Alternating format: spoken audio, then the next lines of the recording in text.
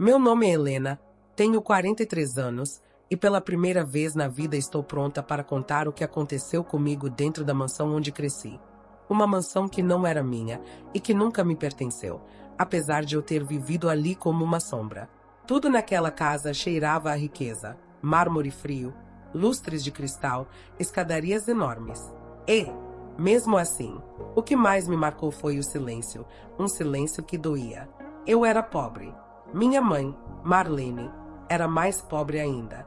Quando ela conheceu Roberto, um empresário milionário que morava em um condomínio fechado onde até o vento parecia caro, eu tinha apenas 9 anos.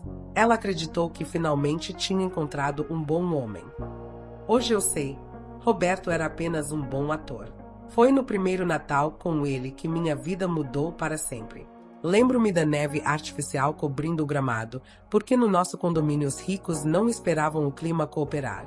Eles compravam o que queriam, até o inverno sob encomenda. Crianças corriam rindo, luzes piscavam, e eu sentia um aperto no peito que não conseguia explicar. Quando minha mãe me levou pela mão para dentro da mansão, eu me senti pequena. O piso de mármore refletia minha própria imagem tremida. Roberto desceu as escadas como quem desce de um trono. Ele sorriu, passou a mão no meu rosto e disse: "Aqui, tudo é normal. Helena, você vai se acostumar." Eu não sabia o que aquilo significava, mas minha pele se arrepiou. Minha mãe, ingênua e desesperada por estabilidade, acreditava em tudo que ele falava. Ela vivia repetindo: "Helena, sua vida vai ser melhor agora. O Roberto sabe o que faz." Mas era justamente isso que me assustava. Ele sempre sabia o que fazia. A mansão tinha câmeras por toda parte, mas nunca apontadas para onde realmente importava. Tinha seguranças, mas nenhum deles parecia perceber quando eu tremia. Tinha luxo, mas não tinha proteção. E eu aprendi cedo que, naquele lugar, sentir medo também era considerado normal. 7. O único que parecia reparar em mim era Lucas, o jardineiro. Ele era jovem na época, talvez uns 17 anos, e sempre me observava com preocupação. Às vezes, enquanto podava as roseiras, ele sussurrava: "Você tá bem, menina?" E eu sempre respondia que sim, porque Roberto podia ouvir. Minha mãe sempre acreditou nas palavras dele. Sempre. Quando eu tentava falar que algo estava errado, ela dizia que eu tinha imaginação fértil, que eu devia ser grata. "Não estraga tudo, Helena. Você sabe o quanto sofri antes. Agora finalmente temos uma vida de verdade." Mas eu sabia, aquela não era a minha vida. Era a vida dela e o meu pesadelo. A cada Natal, Roberto ficava mais carinhoso na frente dos outros e mais cruel quando ninguém via. E sempre repetia a mesma frase, como uma ordem: "Isso é só entre nós. Isso é normal." Eu era uma criança, e crianças acreditam nos adultos, principalmente nos adultos que todo mundo respeita e admira. Mas tudo mudou no Natal mais frio da minha infância. Foi a primeira vez que a vizinha idosa, Dona Amélia, olhou profundamente para mim enquanto eu tremia perto da árvore gigante na sala de estar. Ela se aproximou devagar, colocou a mão gelada sobre a minha e sussurrou: "Filha, você não precisa viver com medo. Eu sei exatamente o que ele faz." E naquele instante, eu entendi. Eu não era a única. Naquela noite de Natal, quando Dona Amélia murmurou que sabia exatamente o que Roberto fazia, meu corpo inteiro congelou. Eu fiquei olhando para o rosto dela, um rosto marcado pelos anos, mas que, por algum motivo, me transmitia mais segurança do que qualquer adulto tinha transmitido na minha vida inteira. Antes que eu conseguisse fazer qualquer pergunta, Roberto apareceu atrás de mim, segurando minha cintura de um jeito que parecia carinhoso para quem via de longe, mas que para mim era um aviso. Ele apertou meus ossos com força, como quem diz: "Não abra a boca." Dona Amélia apenas levantou o olhar para ele, com aquela expressão que só pessoas muito ricas e muito sofridas conseguem ter, uma mistura de desprezo e conhecimento profundo. Roberto sorriu para ela, mas o sorriso dele não chegou nos olhos. "A senhora está se divertindo, Dona Amélia?" ele perguntou. Ela respondeu sem piscar: "Estou observando." Depois disso, Roberto me levou para o andar de cima e trancou a porta. Sempre repetia a mesma frase, como se quisesse me hipnotizar. Isso é normal, Helena. Isso é o que acontece em famílias de verdade. E eu, com apenas 9 anos, comecei a acreditar que famílias ricas tinham segredos que pobres como eu nunca entenderiam. Quando voltamos para a sala, Lucas, o jardineiro, estava perto da árvore, mexendo nos enfeites. Ele me olhou de um jeito que me fez querer desabar. Era como se ele conseguisse enxergar tudo sem que eu precisasse dizer uma palavra. E naquele olhar, pela primeira vez, eu entendi que alguém acreditava em mim. Minha mãe, deslumbrada com o vestido vermelho que Roberto tinha acabado de lhe dar, não percebeu nada. Ela vivia em uma bolha dourada, tão desesperada para manter aquela vida de riqueza, que se negava a ver o preço que eu estava pagando para que ela continuasse ali. Ainda naquela noite, enquanto os adultos brindavam com champanhe francês e a música clássica ecoava pelos salões, eu me escondi no jardim de inverno da mansão. Foi ali que Lucas me encontrou sentada no chão de mármore, abraçando os joelhos. "Você não precisa ter medo de mim", ele disse. "Eu sei que tem alguma coisa errada." Eu queria falar. Deus sabe que eu queria. Mas as palavras não vinham. Era como se Roberto tivesse colocado correntes invisíveis na minha língua. Lucas então me entregou um pequeno enfeite de Natal, um anjo dourado que ele mesmo tinha esculpido com madeira. "Guarda isso. Quando você tiver coragem, usa." Eu não entendi direito o que ele queria dizer, mas aquele anjo se tornou a única coisa que me dava força nos anos seguintes. E foi só muito tempo depois, já adulta, que eu descobri que não era a única criança daquela mansão que precisava de um anjo para sobreviver. E que o segredo de Dona Amélia era ainda mais profundo e mais perigoso do que o meu. Com o passar dos anos, eu aprendi a viver naquele ambiente como quem vive em um campo minado, pesando devagar, respirando baixo e sempre olhando para os lados. A mansão parecia crescer ao meu redor, como se seus corredores fossem feitos para me engolir. E, ao mesmo tempo, tudo ali era impecável. Cortinas de seda, esculturas italianas, perfumes caros no ar. O contraste entre o luxo e o meu medo era sufocante. A cada Natal, Roberto transformava a casa em um espetáculo. Caminhões chegavam trazendo decorações que pareciam de filmes. A árvore tinha quase 8 metros de altura e era decorada com cristais verdadeiros. Mas, para mim, quanto mais a casa brilhava, mais escuro tudo ficava por dentro. As pessoas viam beleza. Eu via alertas.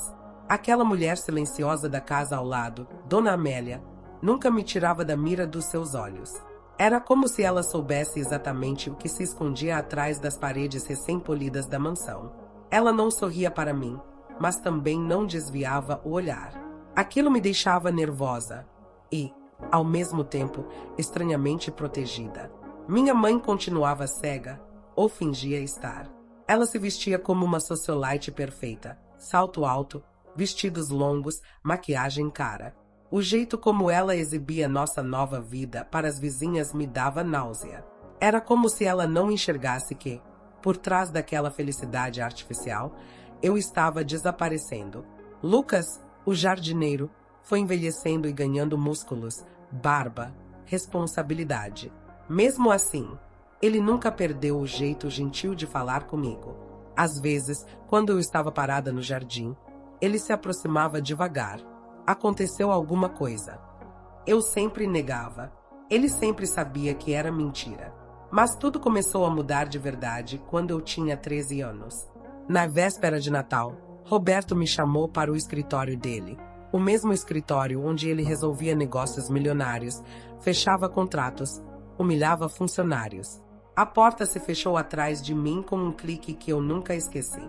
Dessa vez, porém, meu corpo recusou-se a congelar. Eu fui tomada por uma força estranha, como se a Helena de dentro finalmente quisesse acordar. Quando ele deu o primeiro passo em minha direção, eu dei 2 para trás. Não chorei, não pedi. Apenas olhei nos olhos dele. Pela primeira vez, disse: "Eu não quero." Por um segundo, o rosto de Roberto vacilou. Depois, ele sorriu, aquele sorriso frio, que sempre me perseguia nos meus pesadelos. "Não se preocupe, Helena. Todas vocês dizem isso no começo." Aquela frase perfurou meu peito como faca. Todas vocês. Eu passei horas tentando entender o que significava. Que outras meninas tinham passado pela mesma coisa. O que ele escondia? Que segredos aquela casa guardava atrás de seus muros altos e seguranças armados? Naquela noite, em vez de ficar na festa, eu fugi até o lago artificial do condomínio, o único lugar onde as luzes refletiam sem me ferir. Enquanto eu encarava a água, tentando controlar a respiração, ouvi passos lentos atrás de mim. Quando virei, Dona Amélia estava ali. Usava um casaco branco impecável, a bengala apoiada na mão e os olhos cheios de um passado que ninguém conhecia. Ela sentou-se ao meu lado sem pedir licença. Olhou para mim com a calma de quem já viveu mais do que deveria e disse, com a voz baixa, mas firme o suficiente para me quebrar por dentro: Helena, eu sei exatamente o que ele está fazendo com você, porque ele fez comigo primeiro. Eu senti o mundo inteiro tremer. O presente, o passado, o medo, tudo se misturou. E pela primeira vez na vida, eu soube que não estava sozinha. Na manhã seguinte à conversa com Dona Amélia no lago, eu acordei com uma sensação estranha, como se algo dentro de mim finalmente tivesse se quebrado. Eu não conseguia mais olhar para a mansão da mesma forma. As paredes pareciam esconder vozes que eu nunca tinha ouvido. As portas fechadas pareciam carregar histórias que ninguém tinha coragem de contar. Eu não sabia ainda, mas naquele dia eu iria encontrar a primeira prova do que Roberto realmente era. Roberto tinha viajado cedo para uma reunião, e minha mãe havia saído para fazer compras natalinas com as amigas ricas. A casa estava silenciosa, pela primeira vez em muito tempo. Foi quando decidi ir ao corredor proibido, o único lugar da mansão onde Roberto nunca permitia que ninguém entrasse, o salão de arte. O salão era enorme e sempre trancado. Mas naquele dia, a porta estava mal fechada, como se alguém tivesse esquecido, ou como se o destino quisesse que eu visse o que estava lá dentro. A madeira rangeu quando empurrei. O cheiro de tinta velha e verniz tomou o ar. Quadros por todos os lados, mas nenhum deles assinados. E em todos havia a mesma figura, meninas jovens, assustadas, encolhidas, retratos que pareciam reais demais. Me aproximei de um dos quadros e senti meu coração parar. A garota retratada tinha cabelos iguais aos meus quando eu tinha 9 anos. A expressão dela era a minha. O olhar, o medo, tudo. Do lado do quadro, havia um nome escrito a lápis, quase apagado. S. Só isso. Uma inicial. Mas eu percebi naquele instante que eu não tinha sido a primeira. Enquanto eu tentava entender o que estava vendo, ouvi passos apressados no corredor. Me escondi atrás de um cavalete. Era minha mãe. Ela entrou ofegante, como se soubesse exatamente o que eu estava descobrindo. Seus olhos percorreram o salão, até encontrar o quadro da menina S. Ela levou a mão à boca, mas não demonstrou surpresa. Demonstrou medo. Helena, o que você está fazendo aqui? Ela sussurrou, pálida. Eu saí de trás do cavalete. Mãe, quem é essa menina? O que é isso? Por que ele pinta isso? Ela desviou o olhar, como se encarar os quadros fosse encarar a própria culpa. Você não deveria ter visto isso, ela disse. Roberto, ele tem um jeito diferente, mas ele nunca faria mal a você. Ele me prometeu. Foi ali que eu percebi. Minha mãe sabia, não de tudo, mas sabia o suficiente para ter medo, e mesmo assim escolher ficar. Eu senti o sangue ferver. Mãe, isso não é normal. Ele sempre diz que é, mas não é. Você não vê. Ela se aproximou, me segurou pelos ombros com força. Helena, cala a boca. Você quer destruir a única vida boa que nós tivemos? Você quer perder tudo. A voz dela tremia, entre amor e pânico, mas não por mim, pelo conforto dela. Ele me prometeu que você só precisava aprender a confiar, que você ainda ia entender, que era para o seu bem, ela repetia, como se estivesse tentando se convencer, como se estivesse tentando me convencer a aceitar aquele mundo. E naquele momento, eu soube. Meu silêncio era a base da felicidade dela. Quando ela trancou o salão novamente e me arrastou dali pelos braços, eu senti algo mudar dentro de mim. Aquele foi o primeiro momento da minha vida em que eu tive certeza absoluta. Um dia, eu iria contar a verdade, nem que eu tivesse que ir contra a minha própria mãe. Depois daquele dia no salão, cada canto da mansão passou a me observar. Era como viver dentro de um segredo sufocante. Roberto voltou da viagem com seu sorriso de sempre, aquele sorriso treinado, calculado. Mas eu, agora, enxergava o monstro por baixo do terno impecável. Cada palavra dele parecia ensaiada, cada gesto, uma ameaça silenciosa. Minha mãe, depois de me arrastar do salão, mudou comigo. Passou a me vigiar como se eu fosse um perigo. Como se eu pudesse, com uma frase, destruir a vida confortável que ela tinha conquistado. Ela não falava sobre os quadros, nem sobre o pânico nos olhos dela. Só repetia que eu precisava obedecer. Que eu não entendia como o mundo funcionava. Mas alguém entendia. Lucas, o jardineiro. Ele me observou naquela manhã, quando eu descia as escadas com o rosto branco de susto. Ele não disse nada, mas seus olhos estavam cheios de perguntas. À tarde, ele apareceu perto da estufa fingindo podar as plantas e sussurrou: "Você viu algo que não devia." Eu tentei negar, mas minha voz falhou. Ele percebeu. "Helena, eu trabalho aqui há muitos anos", ele continuou em voz baixa.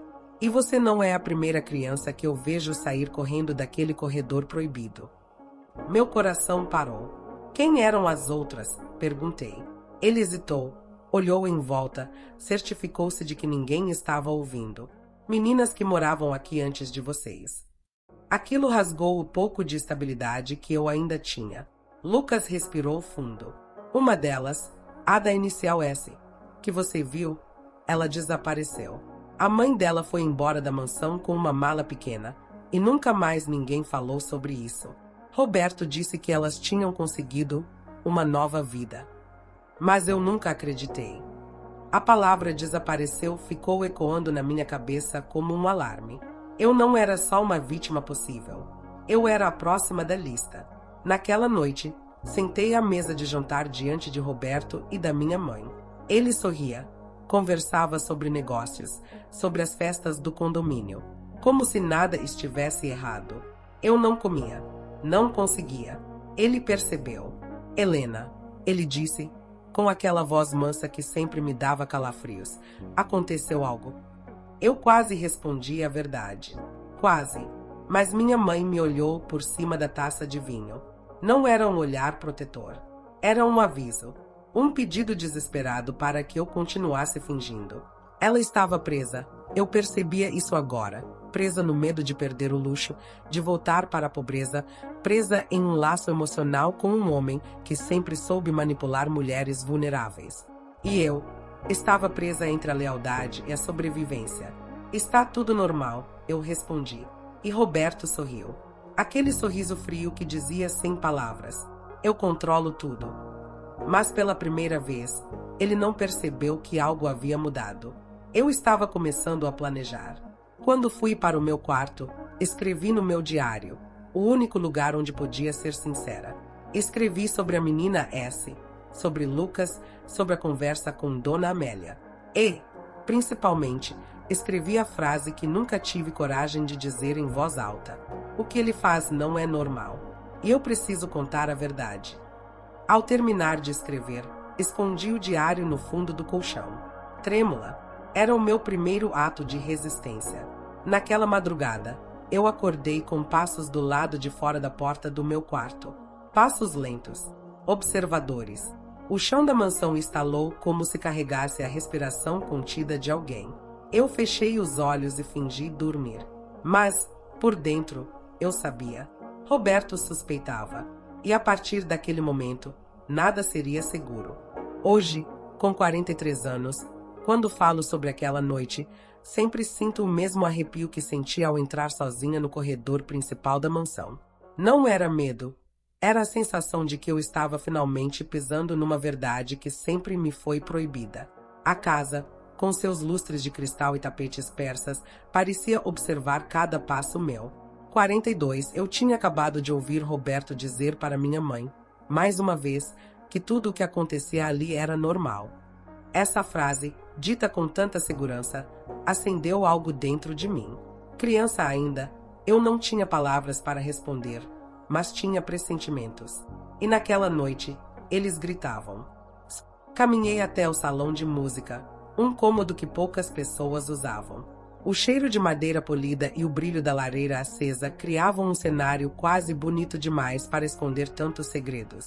Mas ali, no canto, havia uma porta entreaberta que eu nunca tinha visto usar. Hoje, adulta, percebo como aquela porta tinha algo simbólico, um limite invisível entre o que eu sabia e o que eu deveria ter sabido muito antes. Empurrei devagar, sentindo o peso da mansão inteira nas minhas costas. Era um depósito, pequeno, apertado, cheio de caixas antigas.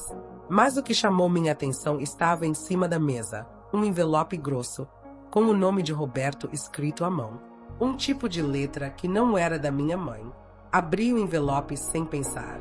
Ali dentro havia documentos, fotos, recibos e uma ficha de internação antiga. O nome não era o meu, era o de outra menina. Eu não conhecia o rosto dela, mas reconhecia a expressão vazia, a mesma que eu via no espelho às vezes.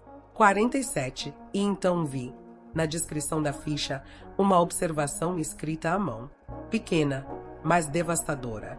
Comportamento alterado após convívio prolongado com R. Andrade. R. Andrade.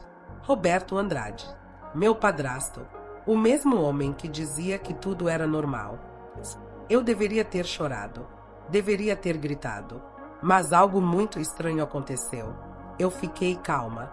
Uma calma tão profunda que até hoje me assusta. Era como se, ao ver aquela prova, eu tivesse finalmente entendido que o problema nunca foi comigo. O monstro sempre esteve ao meu lado. O erro foi dos adultos que fingiram não ver.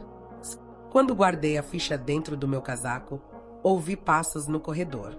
Pesados, compassados. Roberto. A porta do depósito se abriu num estalo seco.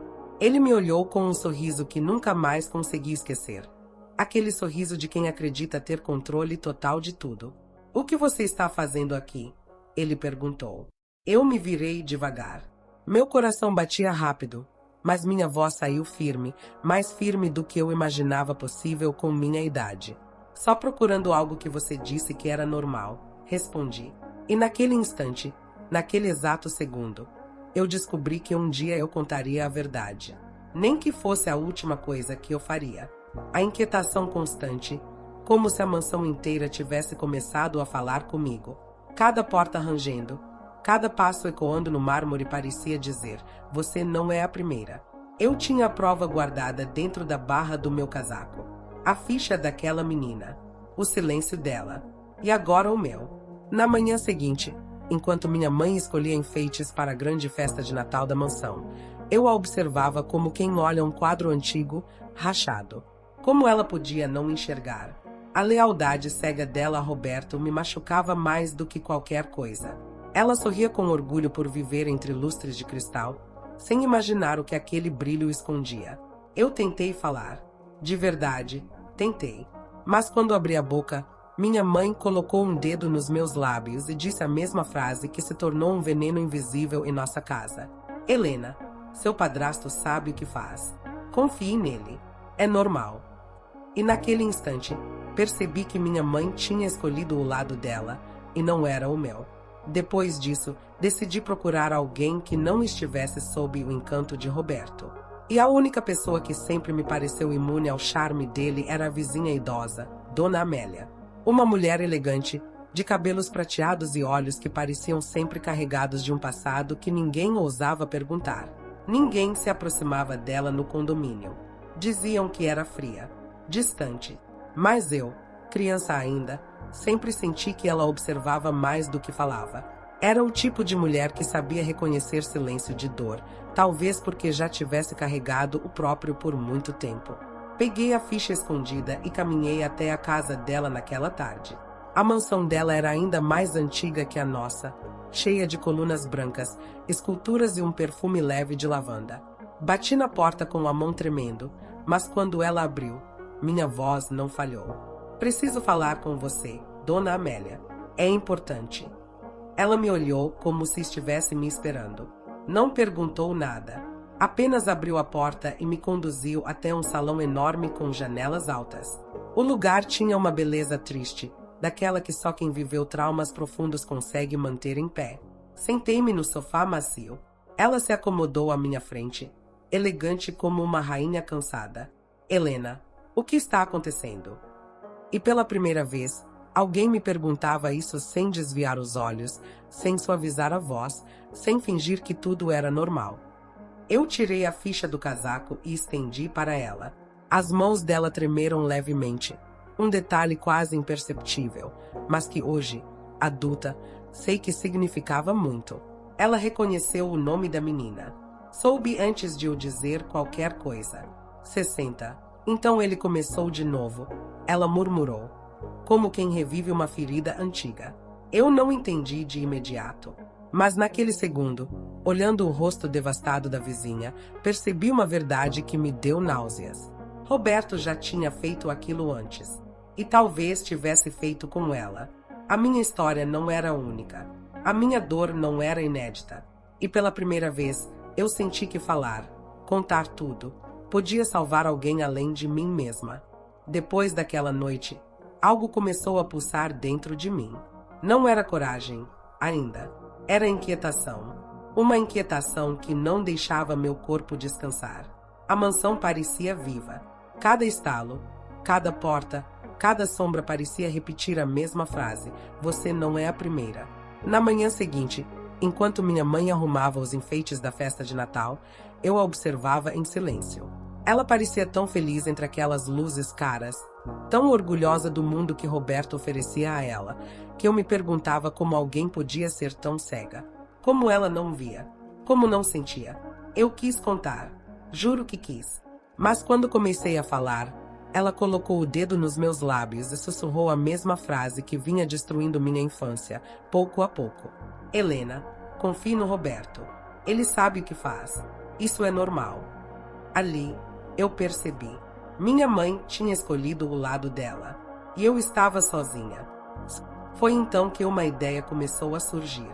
Uma ideia que, na época, parecia loucura. Mas hoje eu sei que foi meu primeiro passo para a verdade. Procurar alguém que nunca gostou de Roberto. Alguém que sempre enxergou além das aparências. Dona Amélia, a vizinha idosa.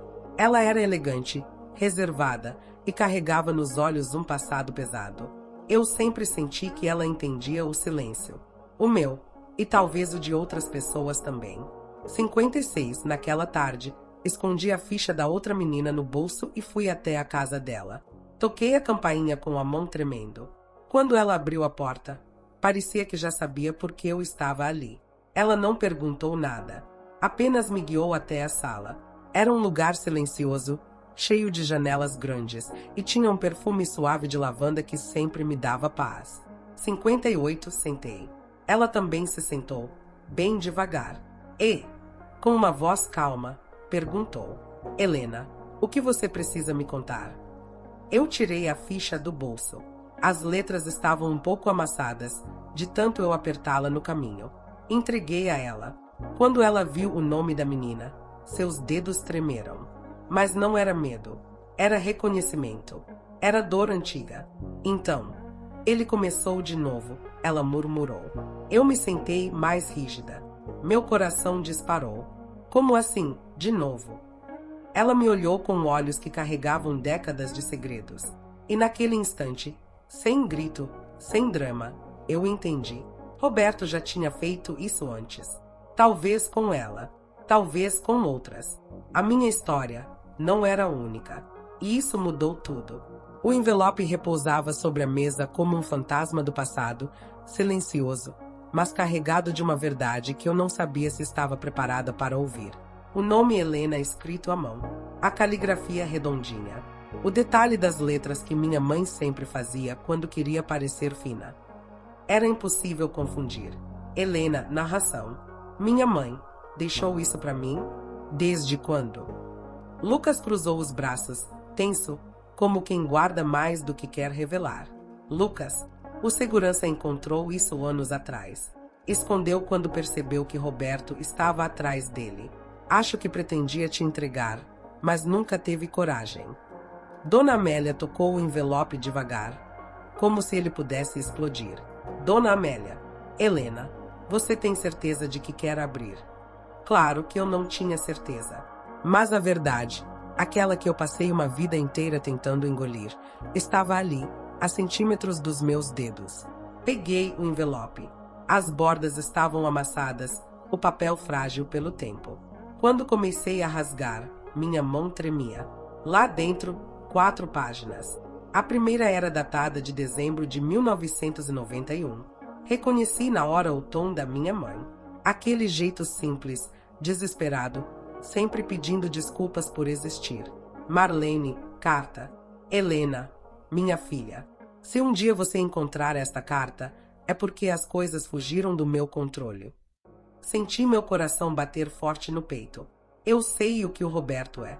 Eu sempre soube. Minhas pernas quase falharam. Dona Amélia tapou a boca, chocada. Lucas desviou o olhar, como quem não quer ver uma ferida ser reaberta, mas é obrigado. Continuei lendo. Mas eu não tinha escolha. Minha filha. Ele disse que, se eu contasse alguma coisa, você seria levada para longe de mim. As palavras atravessaram minha alma. Eu ouvi a voz dela, fraca, culpada, chorosa, como se estivesse ali comigo. Então eu fiz o que uma mãe desesperada faz. Calei. Meus olhos começaram a arder. Dona Amélia se aproximou, colocando uma mão suave no meu ombro. Dona Amélia. Helena, minha querida. Mas havia mais. Se você estiver lendo isto, então você já é adulta, e eu espero que seja forte o suficiente para enfrentar o que eu nunca consegui. Respirei fundo, mas a última frase me cortou por dentro. Eu te amo. Me perdoa. Fechei os olhos. Por um momento, o mundo ficou completamente silencioso. Não havia mais a varanda iluminada, nem Lucas, nem Dona Amélia. Só a voz de uma mãe assustada pedindo perdão através do tempo. Quando abri os olhos, uma lágrima escorreu. Mas não era só tristeza. Era raiva. Era libertação. Era a verdade finalmente abrindo espaço dentro de mim. Helena, narração. Ela sabia, mas tentou me proteger do jeito torto que conseguiu. Lucas deu um passo à frente. Lucas, tem mais uma coisa. Ele puxou outro documento da caixa. Um relatório, assinado pelo antigo segurança. Dona Amélia. O que é isso? Lucas olhou para mim, firme. Lucas, é a prova, Helena. A prova de que você nunca imaginou e que pode derrubar o Roberto de uma vez por todas. Meu coração acelerou. Helena, que prova? Lucas respirou fundo antes de dizer. Lucas, Roberto não era só seu padrasto. Ele comandava um esquema dentro do condomínio. E você era a peça que ele mais temia perder. A varanda inteira pareceu girar ao meu redor. Era a revelação que mudava tudo. Fiquei parada diante de Lucas, sentindo o coração pulsar tão forte que parecia ecoar pelas paredes de mármore da varanda. O relatório nas mãos dele tremulava com o vento frio da noite natalina. Helena, narração. Eu passei a vida inteira acreditando que eu era só uma vítima silenciosa, mas havia algo muito maior escondido sob aquele telhado de luxo. Lucas abriu o documento, revelando páginas e mais páginas de anotações. Lucas, o segurança investigou por anos. Roberto usava o condomínio para acobertar negócios ilegais. Pessoas sumiam. Histórias eram apagadas. Dona Amélia se aproximou, o rosto pálido. Dona Amélia, assim como aconteceu comigo. Ela respirou fundo, a voz embargando. Dona Amélia, ele destruiu minha juventude. Helena, eu nunca tive coragem de contar. Quando percebi que você era só uma menina assustada, eu não consegui ficar calada. A revelação caiu sobre mim como uma tempestade. Eu não era a primeira. Nunca fui a única. E, por um instante, eu entendi. A dor que eu carreguei não era só minha. Ela era parte de uma corrente de silêncio que ele havia construído em torno de todos nós. Lucas fechou o relatório. Lucas, o segurança, antes de morrer, deixou isso para você. Ele sabia que você seria a única com coragem de colocar fim nisso. Coragem. Essa palavra ardeu dentro de mim como fogo. Pela primeira vez, eu senti poder. Um poder que Roberto passará a vida tentando arrancar de mim. Helena, narração. Eu tinha provas, testemunhas, a verdade. E, acima de tudo, eu tinha a mim mesma. Naquela noite de Natal, enquanto as luzes douradas piscavam pelo jardim e o som distante de risadas ecoava das casas vizinhas, eu tomei a decisão que mudaria tudo. Peguei o telefone. Minhas mãos finalmente firmes. Dona Amélia. Vai ligar para quem? Minha filha. Olhei para ela com a determinação de quem tinha passado a vida inteira esperando aquele momento. Helena. Para a polícia. Para a imprensa. Para quem for preciso. Lucas soltou um suspiro de alívio, como se estivesse segurando isso por anos. Lucas, eu estou com você, Helena, até o fim. E eu sabia que ele estava. Ele foi o único que enxergou meu medo quando eu era criança. E agora, ele via minha força. Mas antes que eu terminasse a ligação, o portão eletrônico se abriu. O som metálico cortou o ar. Roberto havia chegado. Ele apareceu imponente, com aquele terno sob medida, o olhar frio, calculado, como um lobo que volta para sua toca. Roberto. Helena, o que significa isso? Sua voz era baixa, perigosa, mas algo nele mudou quando percebeu a carta da minha mãe em minha mão, e o relatório no chão, parcialmente aberto. Ele empalideceu. Pela primeira vez, eu vi medo nos olhos dele. Helena, narração. Aquilo valeu toda a minha vida. Ele deu um passo à frente. Roberto, Helena, não faça isso. Eu cuidei de você. Helena, você mentiu para mim a vida inteira. A varanda ficou silenciosa. Lucas se colocou ao meu lado. Dona Amélia atrás de mim, como uma fortaleza frágil, porém firme. Eu continuei. Helena, e agora vai pagar. Por tudo. Pelas vidas que destruiu, pelas famílias que enganou, pelo silêncio que obrigou tanta gente a manter. Roberto percebeu que estava cercado, não só fisicamente, mas pela verdade. Ele tentou recuperar o controle. Roberto, você não tem nada sem provas oficiais. Essas histórias não vão. Mas eu o interrompi, firme, pela primeira vez em 40 anos. Helena, eu tenho as gravações da antiga central de segurança. Estavam escondidas também. Você se esqueceu delas. O rosto dele desabou como uma fachada rachando. Lucas ergueu um pendrive. Lucas, aqui, Roberto. Seus piores dias gravados. Em HD. Roberto recuou um passo. Eu avancei 2. O vento balançava as luzes de Natal, fazendo sombras dançarem pelo jardim, como se a própria noite estivesse assistindo ao fim de um tirano.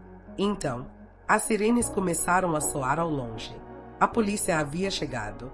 Roberto tentou correr, mas Lucas o segurou pelo braço. Os policiais avançaram, algemando enquanto ele gritava, desesperado, tentando recuperar um poder que nunca mais lhe pertenceria. Eu apenas observei. Serena, forte, finalmente inteira. Quando tudo terminou, a policial se aproximou. Policial, senhora Helena, graças ao seu depoimento e às provas, dezenas de casos serão reabertos. A senhora salvou muita gente esta noite. Eu sorri, um sorriso pequeno, triste, mas libertador. Helena, narração. Eu não salvei só os outros, eu salvei a mim mesma. Dona Amélia segurou minha mão. Lucas ficou perto, silencioso, protetor. E pela primeira vez em anos, ao olhar para a mansão iluminada de Natal, eu a vi como ela realmente era. Não um palácio de luxo, mas a prisão da qual eu finalmente estava livre. Abracei os dois. Helena, narração. Naquela noite, eu me tornei a mulher que sempre quis ser, e que Roberto tentou impedir. Mas a verdade sempre encontra uma saída, mesmo quando nasce dentro do medo. Asterisco. Enquanto as luzes piscavam e a neve artificial caía sobre o jardim, eu respirei fundo. E pela primeira vez,